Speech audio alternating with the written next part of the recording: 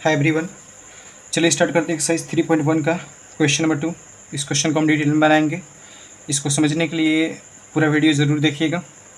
Question है, the coach of a cricket team buys 3 bats and 6 balls for इतने rupees 3900। Later C buys another bat and 3 more balls of the same kind for 1300 rupees. Represent this situation algebraically and geometrically. वैसे मैंने बता रखा है कि ये question जो है लीनियर इक्वेशन इन 2 वेरिएबल्स है, जिसमें इक्वेशंस तो लीनियर होंगे, मतलब पावर x का y, x का 1, y का 1, और 2 वेरिएबल्स मतलब एक x एक y, दो अलग अलग रहेंगे। तो इसको स्टार्ट करते हैं। इसमें भी हम जो भी इसमें कंडीशंस दिए गए हैं उनका कुछ प्रेजेंट वैल्यू मानेंगे एक चीज़ का।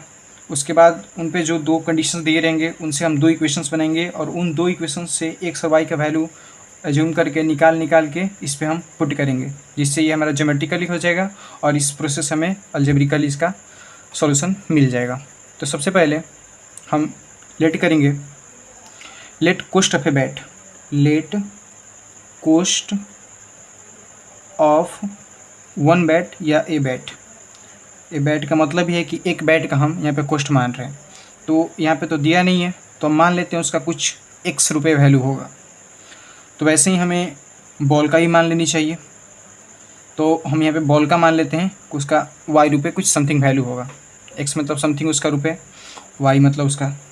अब यहाँ पे हमें दोनों का कंबाइंड वैल्यू दे रखा है। कंबाइंड वैल्यू मतलब कि अगर 3 बैट हैं और 6 बॉल हैं तो उन दोनों को मिला के हम इतना रुपये पेड करना पड़ेगा। तो हम ये बोलेंगे अकॉर्डिंग टू क्वेश्चन, यहाँ पे हम देख रहे हैं कि अगर 3 बैट हैं, एक बैट का दाम कितना है x रुपये, तो 3 बैट का दाम कितना हो जाएगा 3x। अगर एक चॉकलेट का दाम 1 रुपये है तो 3 चॉकलेट का दाम 3 रुपये, क्योंकि 3 से हमने मल्टीप्लाई कर दिया, वैसे यहाँ पे 3x कर दिया।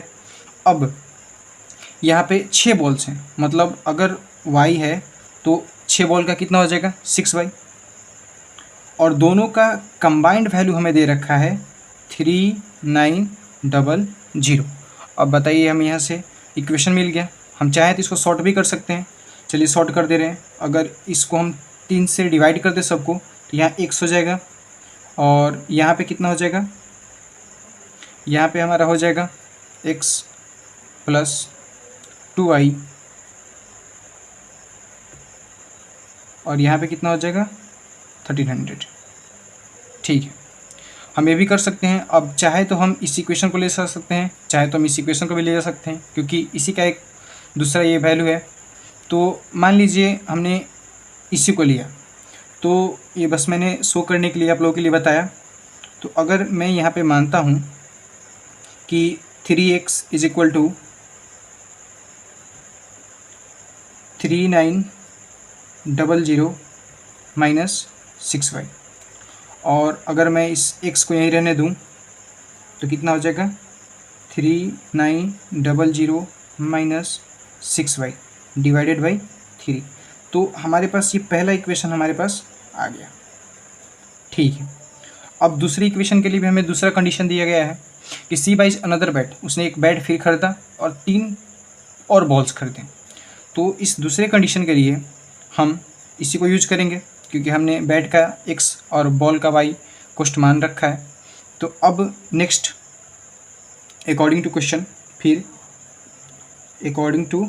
क्वेश्चन, अगर हम यहाँ पे बोले तो एक बैट है मतलब x, और 3 बॉल्स हैं मतलब 3y, और दोनों का कंबाइंड वैल्यू कितना है 1300, इतना है। हम इसमें से भी x के फॉर्म में इक्वेशन लिख सकते हैं। अगर हम x यहीं रहने दें तो क्या हो जाएगा 1300 माइनस 3y, इधर गया तो माइनस में हो गया। यहाँ से हमें इसका दूसरा इक्वेशन मिल गया। ये हमारा हुआ फर्स्ट इक्वेशन, ये हमारा हुआ सेकंड इक्वेशन। ठीक है, हमें अब दोनों इक्वेशन मिल गया, मतलब हमने अलजेब्रिकली तो इसको कर लिया। अब हमें इन इक्वेशंस को यूज करके पॉइंट्स फाइंड करने पड़ेंगे, और हमने इससे पहले वाले क्वेश्चन में बता रखा था कि पॉइंट्स कैसे फाइंड करते हैं, फिर भी मैं इसमें भी बताऊंगा एक बार। पहला क्वेश्चन के लिए हम बोले थे कि रिलेटिव अगर नंबर्स माने तो ज़्यादा बेहतर रहेगा। ऐसे हम कोई भी वैल्यू मान सकते हैं, पर उनको ग्राफ बनाने के लिए, उनके वैल्यूज़ को प्लॉट करने के लिए बहुत लंबा ग्राफ बन जाएगा। तो अगर हम यहाँ पे फर्स्ट वाले इक्वेशन के लिए, ये फर्स्ट वाले इक्वेशन के लिए है और इधर हम सेकंड वाले के लिए निकाल ले रहे हैं। अगर फर्स्ट वाले इक्वेशन में हम y का वैल्यू अगर 500 मान लें, मान लीजिए 500 हमने मान लिया, तो अगर हम यहाँ पे 500 रखते हैं तो 6 × 500 कितना हो जाएगा 3000, और 3900 में से 3000 घटेगा तो सिर्फ 900 बचेगा, और डिवाइडेड बाई 3 तो कितना बचा 300। इसका मतलब कि यहाँ से हम x का वैल्यू हम कितना निकाल चुके हैं 300। ये वैल्यू आप पुट करके भी निकाल सकते हैं, वैसे मैं निकाल के दिखा सकता था पर वीडियो लंबा हो जाएगा अभी। तो हमने एक पॉइंट मान लिया। दूसरा पॉइंट चलिए हम मानते हैं y = 600। अगर हमने 600 माना तो इसके लिए देखते हैं क्या होता है। अगर हमने y की जगह पे 600 रखा तो ये 3600 हो जाएगा, और 3900 में से 3600 गया तो कितना बचेगा सिर्फ 300, और 300 को अगर 3 से हमने डिवाइड किया तो x का वैल्यू यहाँ पे सिर्फ 100 हो जाएगा। और इस तरह से हमने ये 2 पॉइंट्स निकाल लिए जो इनफ है हमारे ग्राफ को ड्रॉ करने के लिए। अब चलिए हम दूसरे सिचुएशन को लेते हैं, दूसरे इक्वेशन को, x = 1300 - 3y। यहाँ भी हम y के वैल्यू को एज्यूम करेंगे और x निकालेंगे, क्योंकि हमने x के रूप में लिखा है।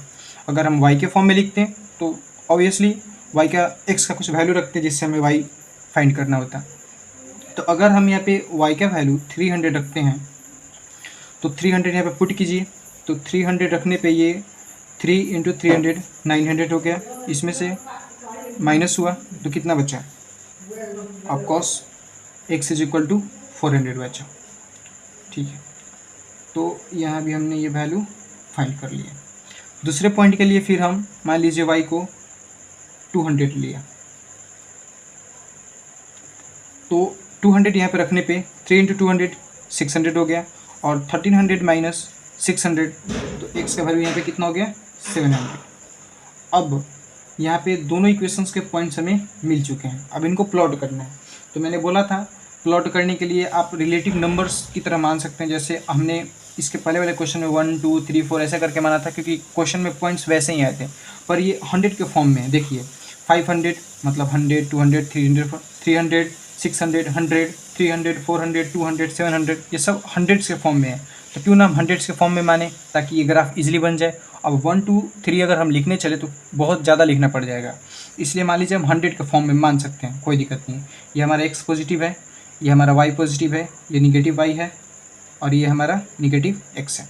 तो यहाँ पे हमने मान लीजिए यहाँ पे 100 मान लिया, यहाँ पे 200 मान लिया, यहाँ पे 300 मान लिया, यहाँ पे 400 500 600 700 मान लिया।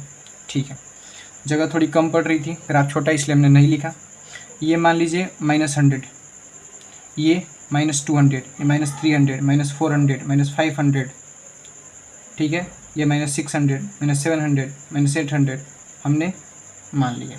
ठीक है, और यहाँ भी 100 200 300 400 500 600 700 हमने इस ग्राफ को भी मान लिया। मान लीजिए 200, इधर भी हम लिख सकते हैं -300, इधर भी हम लिख सकते हैं 100 माइनस में 300 400 500 600 700 सब माइनस में रखा है। तो यहाँ से हम लिख देते हैं -300 और 400 -400 -500 -600, ऐसे हम लिख सकते हैं। अब इनको हम शो करते हैं, तो पहले इक्वेशन को हम शो करते हैं इसको। तो पहले इक्वेशन का वैल्यू हमने यहाँ फाइंड करके रखा है, और दूसरा इक्वेशन का वैल्यू हमने यहाँ फाइंड करके रखा है। तो पहले इक्वेशन का वैल्यू हमारे पास है y = 500, तो y 500 प्लस में देखिए 100 200 300 400 500 कहीं ना कहीं यहाँ होगा। अब x 300 पॉजिटिव में, तो 100 200 300 यहाँ होगा x।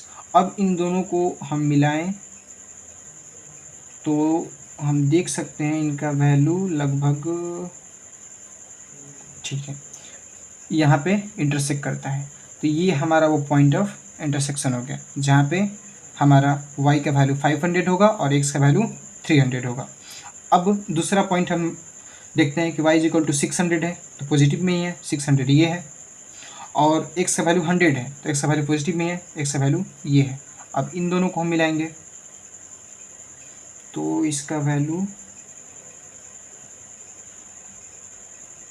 मिल रहा है यहाँ पे। तो ये हमारा ग्राफ हो गया। अब इस ग्राफ को हम कंप्लीट भी कर देते हैं इसी टाइम।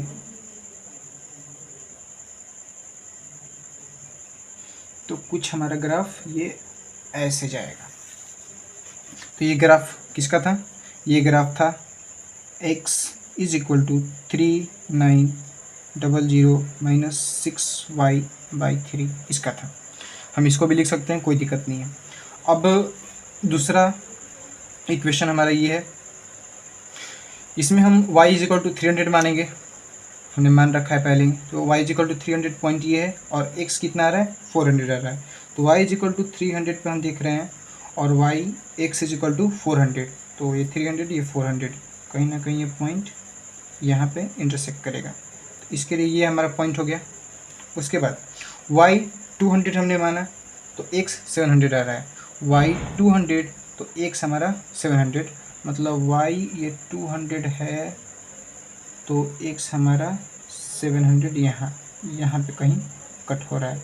तो ये वो हमारा पॉइंट हो गया। ये दोनों पॉइंट हो गया। अब इन दोनों पॉइंट को हम क्या करेंगे? मिला देंगे। तो हम मिलाते हैं।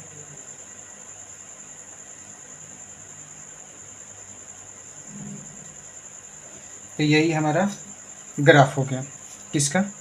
x is equal to 1300 minus 3y।